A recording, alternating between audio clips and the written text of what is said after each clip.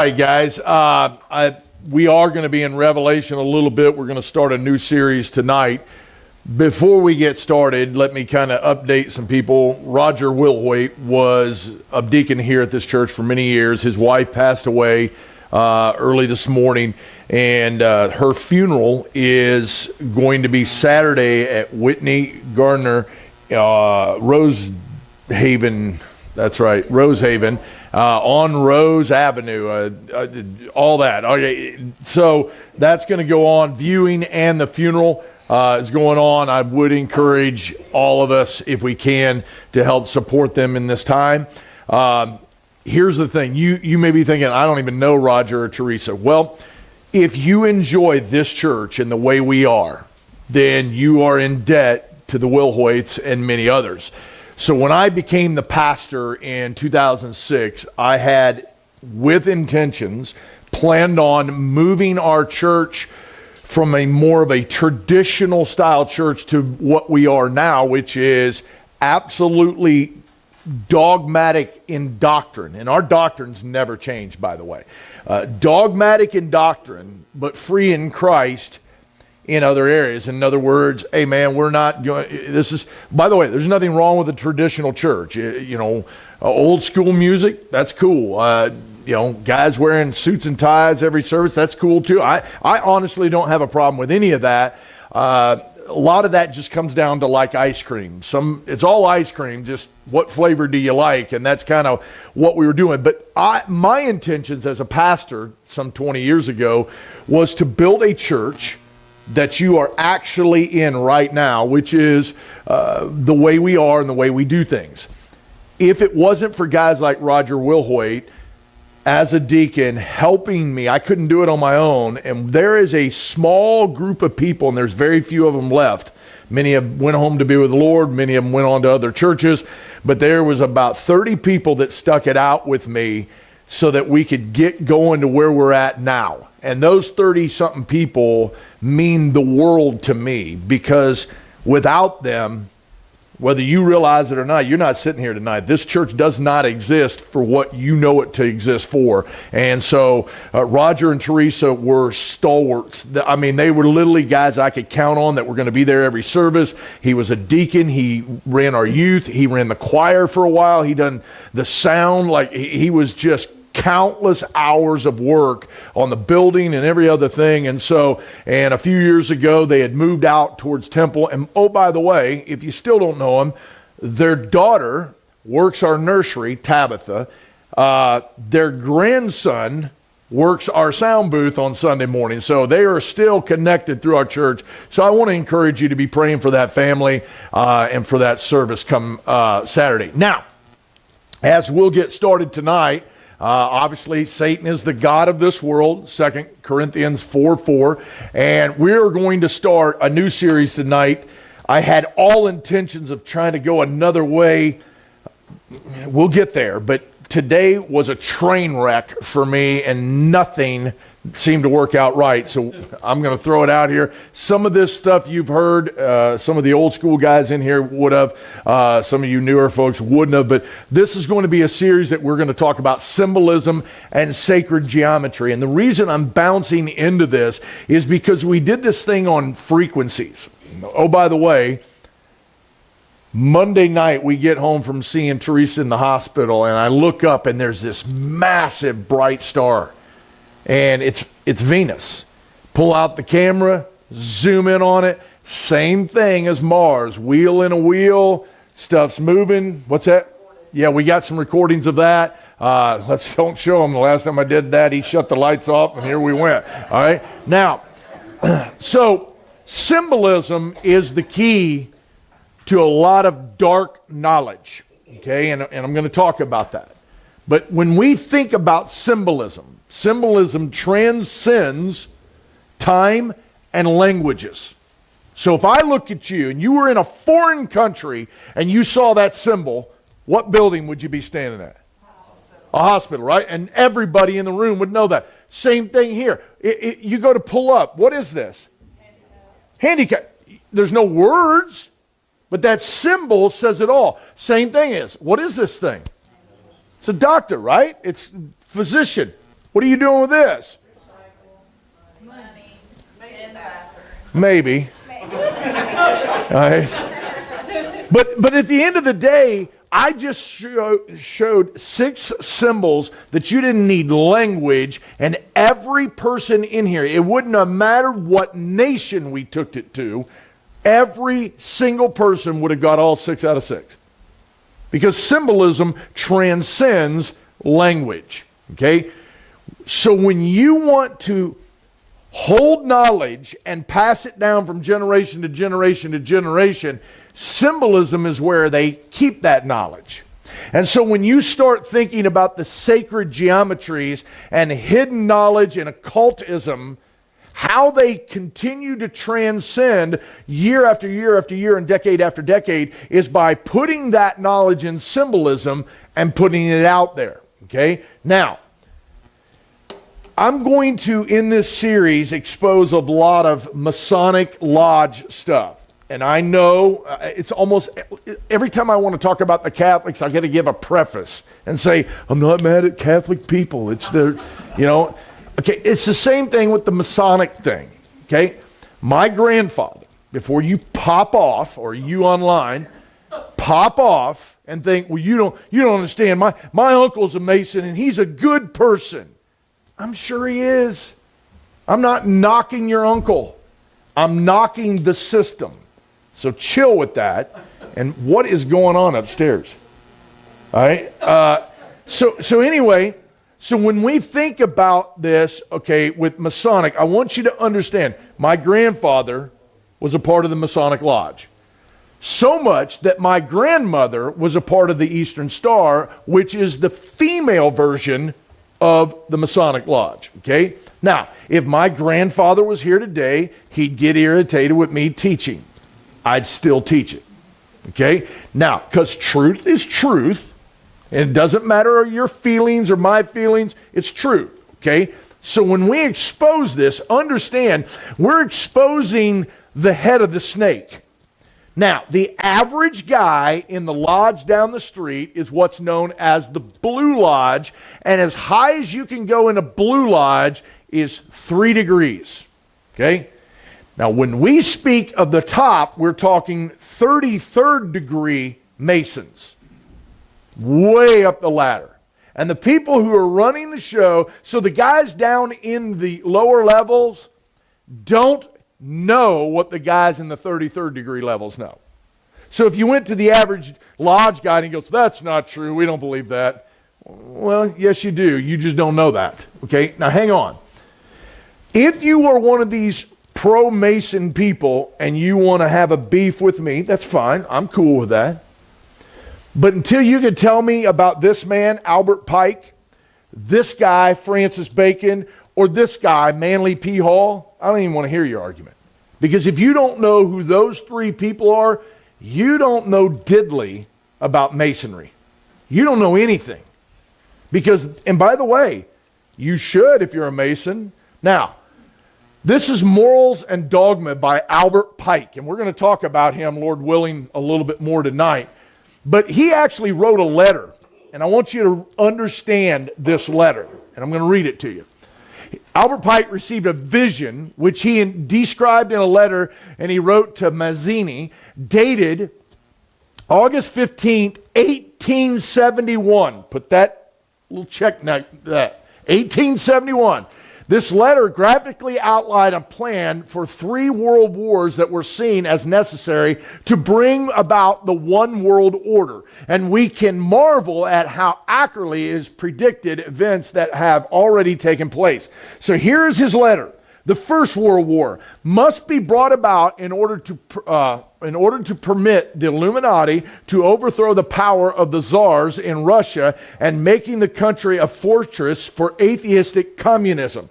The divergence caused by the enters or the agents of the Illuminati between British and Germanic empires will be used to foment this war. And at the end of the war, communism will be built and used in order to destroy the other governments and in order to weaken their religions. Now, when was this written?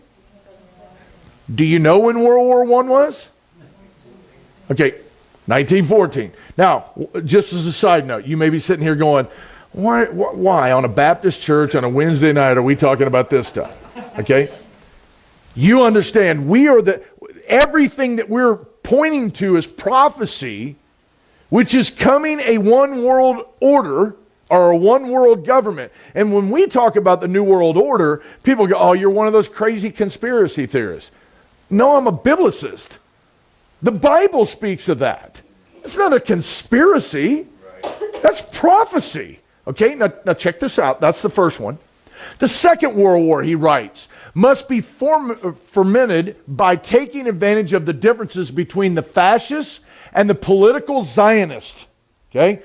This war must be brought about so that Nazism is destroyed and the political Zionism be strong enough to institute a sovereign state of Israel in Palestine. During the Second World War, international communism must be strong enough in order to balance Christendom, which would be the restraint and held in check until the time when we would need it for the final social cataclysm. Now here's the Third World War, which hasn't happened yet. And by the way, so far he's been spot on. Now I don't think it's because God gave him a vision. I think he had a vision and he started directing that through the powers to be. Now watch this. The Third World War must be fomented by taking advantage of the difference between the agents of the Illuminati, between the political Zionists and the leaders of the Islamic world. Right now, the biggest hot topic in America today, whose side are you on? Israel or Palestinians? And the Palestinian people, the people who are with Gaza, are calling the Israelis the Zionists. Meanwhile, the guys on the other side are blaming radical Muslims. By the way, you don't want to hear my opinion on any of this, okay? Now watch. This war must be conducted in such a way that Islam and political Zionism mutually destroy each other. Meanwhile, the other nations, once more divided on this issue, will be constrained to fight to the point of complete physical, moral, spiritual, and economical exhaustion. Now, it's not a big shock that this is what's coming. And then there's going to come a guy on the scene who's going to go, I'll calm all this down. I'll get the Zionist Israelis and I'll get the Muslims together and we'll sign us a peace treaty. Now, thank God we are gone at that point. But that's what's coming. That's Albert Pike, 33rd degree Mason. Hang with me. All right. This is Francis Bacon's book called The New Atlantis. If you want to understand the history, true history of America and why it was started, this is the book it was based off of. Everything from political and everything we are as a nation was based off this book. Francis Bacon, who I'm going to teach, he's the true Shakespeare. In other words, he was the writer of Shakespeare using a pseudonym, or what do you call that when you write under a different name? Well, it's a ghostwriter writes for you, but this is like a, what's that? Pseudonym. Yeah, it's basically a pen name that you're writing under, meaning I don't think there was a real person named William Shakespeare. I think it was Francis Bacon, and we got a whole reason why that is. All right? But if you really want to dive into this thing of Masonry and the United States and who we are and how we were founded as a nation, by the way, you were told we were founded as a Christian nation. Hold on to your seats, because by the time we get done with this study, you're going to be irritated at me, because that's not actually how we were founded. Yes, a lot of Christianity in this country, and God did open up doors. But what's the guy Barton out in Texas who does all this stuff? Barton's wrong, by the way. But anyway, the United States was made up of men who were deists. And when I get done explaining to you their belief system in what we call the Bible, they weren't good dudes. Sorry.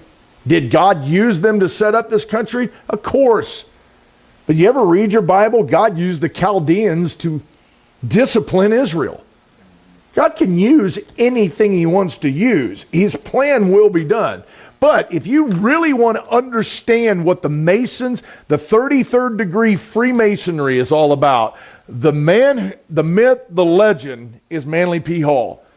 He has 3 books. The Secret Teaching of All Ages. Very interesting cover, by the way. Just check it out. The Lost Keys of Freemasonry and the Secret Destiny of America. If you want to understand the true American history, they're in these books. And nobody wants to hear about it because it kind of makes us go, oh, all that stuff we were told just isn't true, and I wanted it to be true. All right, well, hang on. All right, so back to symbolism. All right, in this book by Manly P. Hall, The Secret Teachings of All Ages, he writes, symbolism is the language of mysteries. By symbols, men have ever sought to communicate to each other those thoughts which transcends the limits of language, rejecting man-conceived dialects as inadequate, unworthy to perpetuate divine ideas. The mysteries thus chose symbolism as far more ingenuous and an idea method of preserving their transcendental knowledge. Good night. In a single figure of symbol may both reveal and conceal, for to the wise the subject of symbol is obvious, while it ignorant the figure remains inscrutable. In other words, what he's basically saying is these symbolisms that we attach knowledge to can transcend far beyond what the language can. Okay? This is why when we start talking about the all-seeing eye, it shows up all around the world. Do you know the swastika that was attached to the Nazis? That symbol has been around for hundreds and hundreds and hundreds of thousands of years. And yet, we thought it was just with the Nazis. Okay? Because that symbol goes around. The cross, the symbol of the cross was here before Christ died on one. Okay, we can go through all this. You ever just stop and wonder why in the world your dollar bill has a pyramid on it? That doesn't just make you go, huh, why do we have that? All right, now, so let's talk about the man in the pit first. And then we're going to get into some good stuff. Revelation 9:11. And they had a king over them, which is the angel of the bottomless pit, whose name in the Hebrew tongue is Abaddon, but in the Greek tongue it is Apollyon. Now I want you to know, both of them mean destroyer or perdition. Okay? But notice the word in Greek, because that's where we're going to be working it. Apollyon. We have another Greek name like that. You know what it is? Apollo. All right? It's one of the gods, right? Now, hang with me. Now, before we talk about the man in the pit, there's a guy coming up out of this pit who used to be, who's gone, who's coming back. Now, we teach that it's Judas Iscariot coming out of there, but many people, including Freemasonry, teach that it's Nimrod coming back. We're going to teach you that it's Judas, okay? But that's a whole nother subject matter. Now, Nimrod, let's talk about Nimrod. He's also known as Gilgamesh. He's also known as Baal. So when you're reading your Old Testament, hopefully you're doing that right now, the Baal, B-A-A-L, that you read about in the Old Testament, that's Nimrod. All right? Osiris is another name for him. Apollo is another name for him. Same guy. Shiva in India, and then the phoenix bird. Okay, now check this out. Why would one guy have that many different names?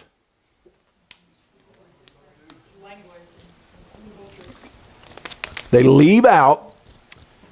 They're over here. They're building them a tower. And God looks down and goes, that ain't good. Let's stop this. How does he do it? He confuses the language. Now, they all left with a different language, but they all still have the same belief. So the same dude, Nimrod, is known as different names depending on which part of the world he's at. But but the figure of him and the religious belief about him stayed the same no matter what. And he had a wife named Semiramis, right? She's also known as Istar or Easter. You know, every year we have that Easter and the painting the bunny rabbits and the eggs and all that. It's paganism. Every year that's paganism.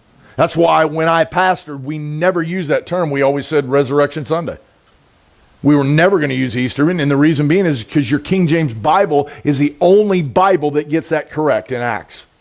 That's a whole nother story, but her name is Isis, Istar, Libertas. Another way of saying Libertas is Lady Liberty.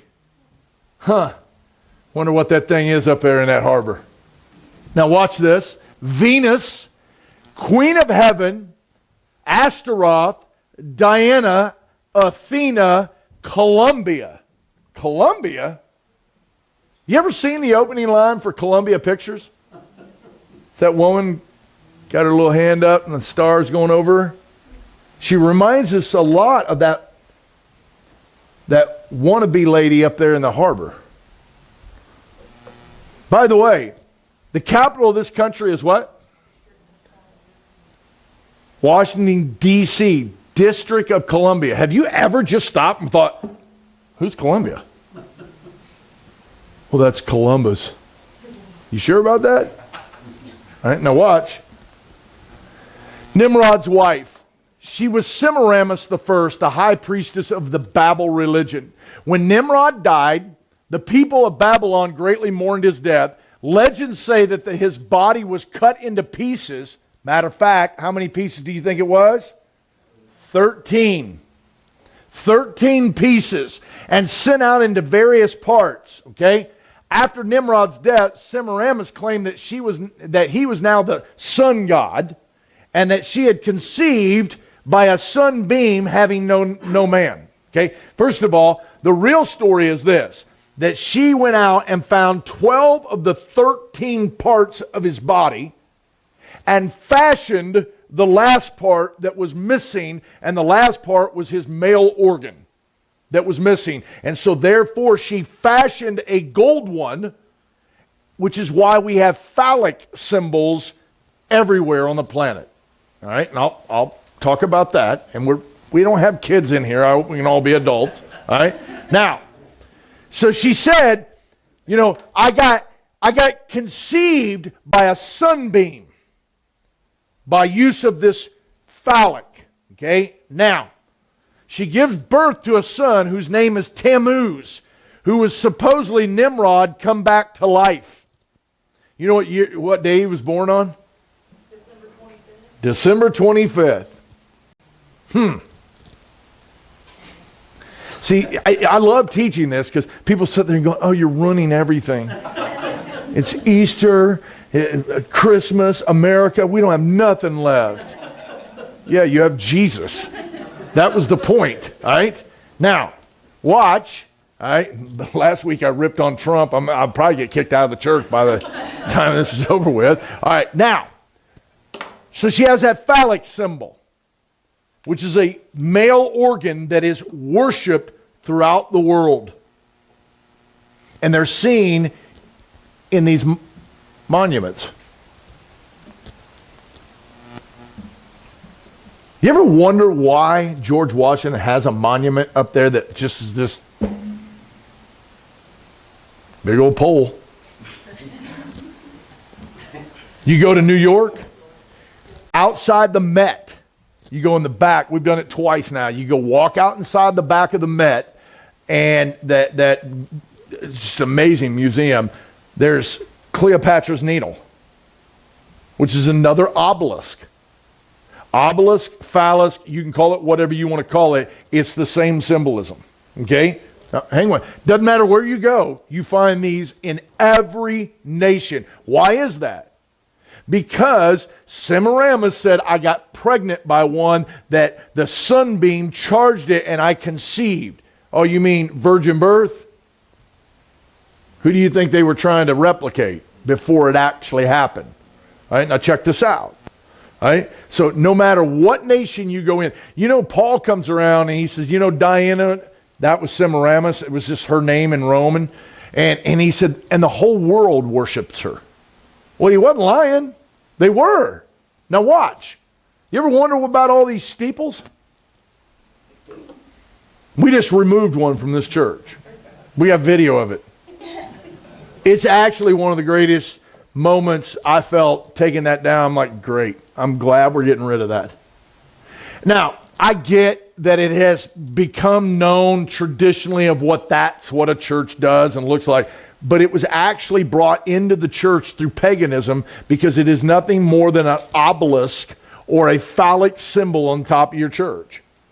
That's like, I'm so glad we're changing the whole look of this building.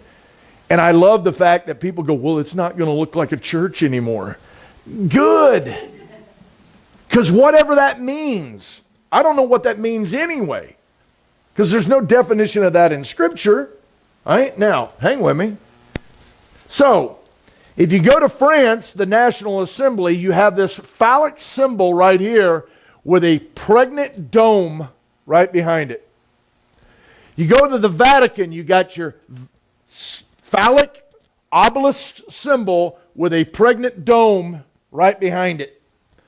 You go to the Pantheon, you got the phallic symbol with the pregnant dome. You go into Washington, D.C., you got the pregnant dome with the phallic symbol. What is all that about? It's going back to Nimrod and Semiramis. It's going back to the Tower of Babel. She said, I got pregnant by this phallic that I made because it was sun-charged by Nimrod, and because of that, I've given birth to Tammuz. And this same architectural stuff is throughout all the world. Pregnant dome, phallic symbol. Everywhere you go. Now check this out. This is the Vatican again. Now I want you to notice, this is St. Peter's Basilica, and here's the pregnant dome, here's the phallic symbol, but notice the ground and the sunburst. That's what that sunburst is. By the way, when you go into a Catholic church and they give you that little wafer that says IHS on it, which has nothing to do with Christianity, but it goes back to ancient Egypt. But you ever notice it's got a sunburst on it? This is all about the sun. Remember Nimrod, Horus, Osiris, whatever you want to call him. Now, here is the Washington Monument. Notice the sidewalks. It's the same sunburst. It's done in a different way, but it's the sunburst around the phallic symbol. Because remember, the story is, this phallic symbol was charged by the sun, and that's what impregnated me. And here we are, thousands of years after this event has happened, and right here in your nation's capital, that's what those sidewalks are set up for. Now watch. That's actually a thing called versus Pisces. That is the geometrical shape that goes in. It just so happens that that same shape has the compass and square. But if you watch the circles with that in the center, that's exactly what you got going on right here. This is at the top of the door when you go into the Washington Monument. Is you got obviously a plaque of him, but notice the sun disk right at the top. You see that? The winged sun disk represents the true light in which we humans are supposed to be governed under the true God of light, which is the sun that gives us light and life force to all living things. Without the sun, there is no sun. Notice that? Without no S-U-N, there is no S-O-N. Well, hang on. We certainly would not have Jesus, Buddha, or any other Savior to speak of, nor would we have the life, fire, or light to see through the chains of darkness. This is GnosticWarrior.com explaining this. Now, remember, do you know what Satan's name is? Lucifer, the angel of light. Do you know the Paul comes along and says, be careful, man. Make sure you got the right Jesus and the right gospel. Because, dude, Satan and his ministers will come as ministers of righteousness, ministers of light. Do you know what the term Illuminati means? To illuminate. Secret hidden knowledge. Now remember, to them, to be enlightened or be brought to the light is to have knowledge. Remember what Satan did in the garden, day 3? Or day 6, third chapter, I'm sorry, chapter 3, all right? He comes and he's like, hey, eat of that. You'll be like the gods. So when you get knowledge, you're like the gods. It's the same old lie, still been going. That winged disc. It's in ancient Egypt everywhere. This is on Dafar is a pyramid. This was the capstone. Here's the winged disc. This is on another monument that's over there. You got it here. This is above some towers on a temple. Got the winged disc. Now you got to just ask yourself, what in the world would an Egyptian winged disc be doing on George Washington's monument? George Washington is a 33rd degree Mason. Wonder what the connection is. This is Nibiru. This is supposedly NASA's picture of Nibiru. Do you know Nibiru? This is this planet that shows up every now and then. It's supposed to crash into Earth at some point and lay us all out. But this is what it has. Notice the wings. Here's a better look of it. Most people are going to tell you that winged disc is tied into Nibiru, which is tied in to Nimrod. Okay? Now, the Washington Monument just so happens to be 6,660 inches tall, and at its base, it's 666 inches wide. Now, that's just probably by happenstance, and it's probably just us conspiracy theorists that have figured all that out. I thought the next time we'd go up there, I'd just pull out my tape. Double check that thing, all right? Now, this is overlooking the Capitol, going towards the mall, and this is the obelisk here, the pregnant belly dome right here. Just on the back side of this, on these steps, is where we inaugurate presidents for the most part.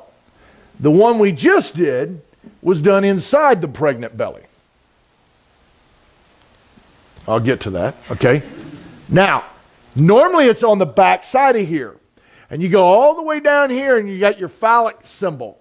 But if you hang a right and go way out here to about right where my finger is, there is a building called, it's right here. So imagine right here, you're down here at the corner here is the Capitol of the map. You shoot straight out, the Washington Monument, go right through the White House, go up through Scott Circle, and right here where I got this box is a place called the House of the Temple.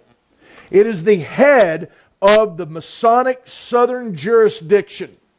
Albert Pike is buried in that building. The doorway to that building has a winged disc. So when they are right here inaugurating this guy, right over here in this building, a prayer seance is going on every inauguration. You know what they're praying for? For Apollyon to rise. And they're praying that when that president gets inaugurated, he's the one that's going to rise up as Apollyon or Apollos. Now you say, well, that's just crazy. It lines up pretty much with the Bible that the pit's going to open at some point and Apollyon's coming up. Abaddon, destroyer, perdition. Now hang with me. All right? So that's going on from here to here at the exact same time as the inauguration, which what they're asking for is a God to become president. You go, that's crazy. Well, hang on. You walk inside that pregnant belly, the dome, the rotunda, where your boy just got called in. and you look straight up, there's George Washington sitting dead center next to Libertas. Oh, that's that same lady. Right? Drop down here, there's another lady named Columbia. It's the same lady. Walk around, Minerva, Neptune, I'll talk about, Mercury, Vulcan, Creeds, Flora. All right, the painting is called the Apotheosis. This is in the top of the dome, all right, of Washington. And it literally means the elevation or exaltation of a person to the rank of a god. Now, let me ask you something. Why is George Washington, if he's such a godly Christian man, being depicted as becoming a god with all those other gods? And if we're founded as a Christian nation like you think we are, what in the world would a Christian have any of these other gods like Neptune and Venus and Columbia doing up there? None of that just sinks in. None of it is just like, oh, okay, well, I don't know. I just thought he was a godly man. Okay, well, hang on. All right. Columbia's up there. She represents personification of war, representing freedom. How do you stay free? You stay at war. All right. Libertas, a Roman goddess of victory. Neptune, Roman god and sea god, representing dominant of the sea. Now, hang on. That's Neptune, right? He's the Roman god of the sea and represents dominance of the sea. Hang with that. Venus, the Roman god of love, born from the sea. Mercury, Roman god of commerce. Vulcan, Roman god of fire and forge. Ceres, Roman goddess of agriculture. Okay, that's who's up there. Now I want to zoom in on Neptune. Notice what's in his hand? It's a trident, right? Pitchfork. You know who this is? Poseidon. Okay? Now, Greek mythology says that Poseidon is just a myth. If you understand Genesis 6 right, you understand he probably wasn't a myth. He probably was real. And Poseidon, who was God, a god, and he had a human wife, had 10 boys. Five sets of twins. There we go. All right, I'm trying to do the math here. All right?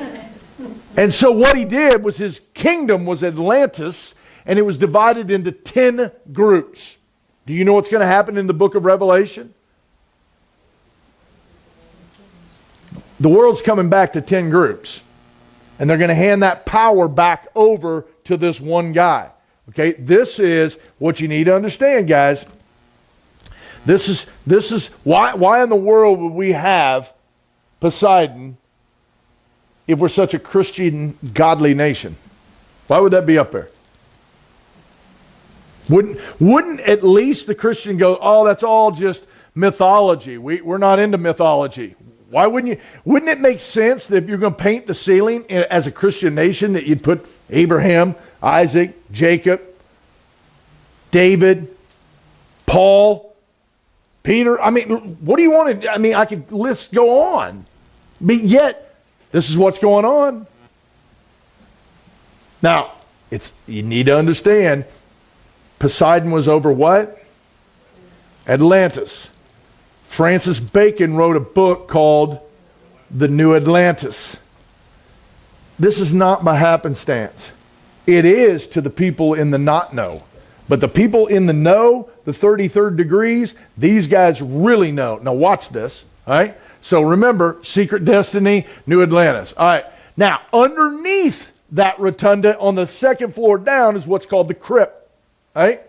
And this crypt was where George Washington was supposed to be buried. Why would you want George Washington, who you have exalted as a god, to be lowered down into that pregnant belly buried?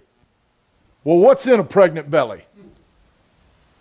Something comes out at some point, right? At least you hope so. All right? And you understand, what are they praying at that building down the road? The same time, Apollyon coming forth. All right? Now watch. Why you ever wonder why they lay in state right there? right over the top of that crypt. Just a few weeks ago, your boy, old Jimmy Carter, one of the worst presidents ever. Sorry, Georgia. All right, now that we've seen that, remember that geometry is one of the 7 sacred sciences to those in the knowledge, those that are in the occults, those that are in Freemasonry. It all comes back to science, and we're also talking about symbolism. Now, I brought this out because remember when we were talking about frequencies, a lot of those same symbolisms kept showing up. Now, this is the map of Washington, D.C. You ever just stare at this thing? I've been to Washington, D.C. It was one of the coolest events. I took the whole family there. We spent a week there walking around. It was just an awesome time. We didn't know all this at the time, but all right. So you got all these, you got DuPont Circle, Washington Circle, Logan Circle, Thomas Circle, Scott Circle. You got Mount Vernon here, a place where Carnegie Library. You got the White House here. You come all the way down here to the Capitol, all right, the National Mall. Go all over here. You got Arlington Cemetery. There's a lot of layout here. Now, I want you to notice these points. Okay, so Vermont, Logan Circle, Scott Circle, DuPont Circle, Washington Circle, and then the White House. When you connect those streets, it's a pentagram, an upside-down pentagram. I'm sure that's by just happenstance, and I'm sure as an overzealous conspiracy theorist, I made all that up. But watch. Right through that thing goes up to that house, the temple house that Albert Pike's buried in. Hang on. That's this thing, right? All right. Now, you ever look at the top view of the Capitol? You see anything? You see an owl? Now, you think that's by happenstance? Do you think the layout of that city is just by, well, we thought we'd put a round sidewalk right here. It's an owl. You know much about owls? You ever heard of Bohemian Grove? One of the most satanic events that will go on in the very country that you're in.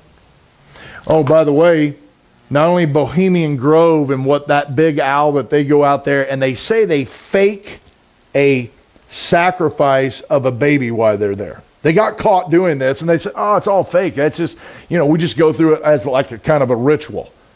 Okay, even if that's true, that's jacked, man. There's something wrong with you, right? Now, that's at Bohemian Grove. You ever look at your dollar? Right up here, you can do this. Pull out $1 if you own one. Right? Right here on the upper right-hand corner, you'll see a little owl.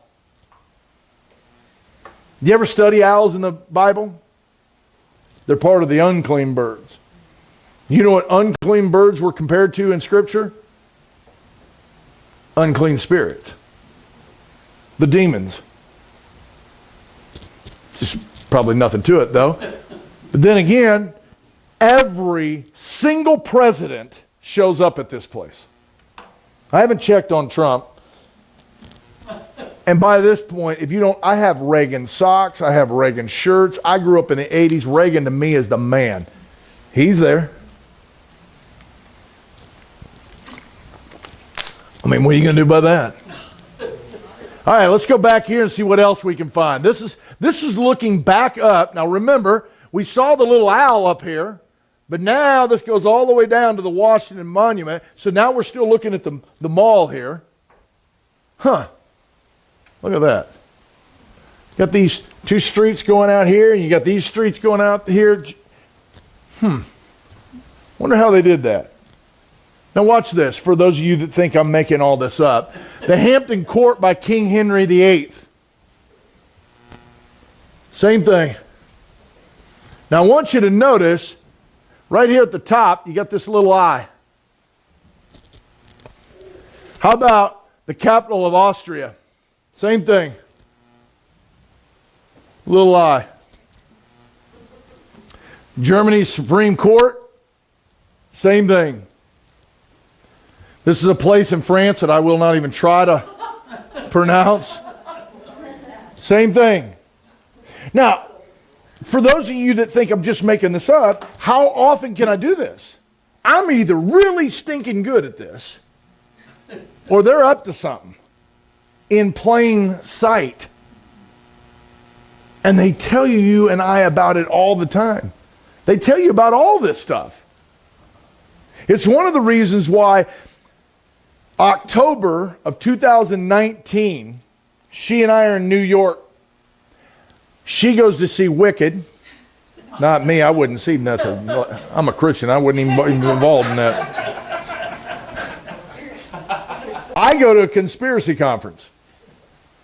That same night, Bill Gates, Johns Hopkins University, and one other group was doing Initiative 201. What is Initiative 201? What would happen if there was a pandemic that broke out? And the description that they gave in that meeting was identical to 6 months later of what we know as the COVID breakout. They tell us all about this stuff. We would rather go, who won the game? Like, hey, we're more concerned about what's going on within our own little world. We have no idea what they're doing. Now watch. Now notice this. Now, I want you to understand right here is Logan Circle, DuPont Circle, Arlington Cemetery, coming all the way back around, and I can't see the part here, that the park there, that goes up through the Capitol here, kind of looks like a unfinished pyramid, right? Watch this. What's at the top of that pyramid that's unfinished? That same stinking house that Albert Pike is buried in. The same place where they go and do a seance when the guy is being inaugurated. I mean, what's the chances that this house sits on an area that's designed to be like a pyramid that's unfinished? Therefore, that all-seeing eye would be in that building. All right, here's your dollar bill again, which, even as a kid, I used to wonder, what's up with the pyramid, man? 13 layers. They're going to tell you, yeah, that's for the 13 colonies. You still think they only just had 13 colonies? You telling me that they couldn't have added one at that time or took one away? It's just a matter of drawing lines. Wonder if they made sure that there was 13. Who was the 13th from Adam? Nimrod. How many pieces was his body cut into? 13. Okay? Watch this. All right? So when you see what's going on here, this Latin word means announcing conception. The illuminated eye, or the great architect. When you study Freemasonry, the great architect is who they refer to as God. You know who it is? Lucifer. It's not the God of the Bible. And I will debate any Mason that wants to come and date. We'll do it live on YouTube. Because there is no way you're going to go and tell me because we can show you some more stuff that kind of proves that they're not serving the same God that you and I serve. All right, we'll get to that. All right, now, also says Norvis Ordum Seclorum, which means secular new order. All right, you have 13 letters in the motto. One of many. You have 13 illuminated stars. You have 13 illuminated colonies. All right. You have a phoenix, not an eagle, and I'll get to that in just a second. You have 9 tail feathers, 9 spears rising through to return the heavenly state. You have 13 arrows, 13 leaves, 13 berries, different powers possessed by 13 colonies. All right. And you go over here to 1776. That's on there. You know what else started May 5th? Cinco de Mayo, May 5th, 1776. the Bavarian Illuminati, or what we know as the modern Illuminati, by Isaac Weishaupt. That was the same year. All right? Now, when you go through all this, you ever see this thing called the Federal Reserve Note? Let me tell you something. There is no such thing as the Federal Reserve, meaning there's nothing federal about the Federal Reserve. It's an independent agency out of Europe. There is no federal in the Federal Reserve, and there is no reserve. There is no, well, that's just, that's our bank. No, yeah, you're right. It is the bank, and it's owned by the Rothschilds. Now, do you think the Rothschilds, who are all European bankers, care one thing about American history? That's all Illuminati symbols on your dollar bill. Now, you can see it here. Take those stars, you end up with a pentagram there. There are 13 stars above the eagle's head that are in the shape of the Star of David. Now, if you go and study, there is no such thing in the Bible as the Star of David. It's the Star of Rephaim, Moloch. It's satanic. Now, 13 feathers, 33 feathers on this side, 32 feathers on this side. This represents the 33rd degree Scottish Rite Freemasonry. This is the 32 degree York Rite Masonry, or Freemasonry. One of them you can only go up to 32, the other one goes up to 33. And we could do the whole 33 thing, which is a kind of cool thing. But here's another thing that you got to understand. This eagle that you supposedly see, its original was a phoenix bird. Okay? Do you know what the original bird was supposed to be? Man, you guys know nothing about history in America. It's a turkey, all right? Wasn't supposed to be an eagle, it's supposed to be a turkey. Now, the deal is, Horus created out of order out of chaos, synthesized through the try to get it out of my mouth, Hellenic dialect of brutal conquest and forced unity. In other words, order out of chaos. Their whole movement is create chaos so that we can come in and create order out of that. Okay? Now, when you understand, for the other half of the dollar bill, we find out Horus resurrected like the mighty phoenix in the guise of the predatory birds of the new land. All right, now, remember Revelation 18. I want you to understand, when we study Babylon and the great whore, all right, and Mystery Babylon is what she's called in the New Testament, we have a tendency to focus on chapter 17 from a religious standpoint, and that's true. But when you actually study Revelation 18, that speaks of her from a commercial standpoint. Okay? So when you go over here into chapter 17, it's very easy to point out it's a city on 7 hills that's draped in purple and scarlet, and she's got a cup, and in that cup is the not ignorant. I'm starting to say ignorant, but that's not the right word. What is the word that I'm looking for, Doc? It's in the cup. All right, well, when he finds it. So when you start to describe chapter 17, it's very clear that it is a religious group. And we'll get to who she is. But then when you turn around and go to 18, we're talking about the same group of people, but now all of a sudden, it's not a religious group, it's an economical group. Well, then you got to start realizing, is it a religious system? Yes. Is it an economical system? Yes. But when you go back to the original Babylon, you had the Tower of Babel and you had the city of Shinar. Okay? It was an economical situation and a religious situation.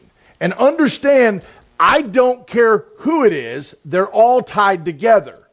They may look like they're separated, but they're tied together. That's why it says, and the merchants of the earth shall weep and mourn over her, for no man buyeth her merchandise anymore. Now, when you start studying 3 different cities on this planet, we've got Vatican or Rome, Rome city of, or not Rome, the city of London, not Roman city of London, I don't know why it's there, and then Washington, D.C. Now check this out.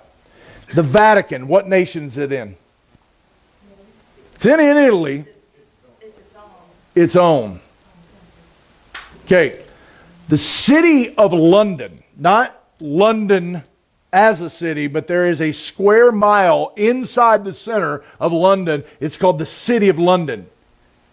It's its own entity. Do you know what country Washington, D.C. is in? Washington, D.C. It's its own entity. It's not in a state. What state's it in? You say, well, part of it's in Maryland, part of it's in Virginia. Look, I get where you're going, but that thing is by itself. It's why it's called the District of Columbia. Now, you ever heard of no taxation without representation? Do you know what the boys up there in that city complain about? They don't have any House of Representatives. Well, shouldn't that be illegal? It would be if they actually were in this country. It's on its own. Vatican, that city on its own, is the religious capital of the world.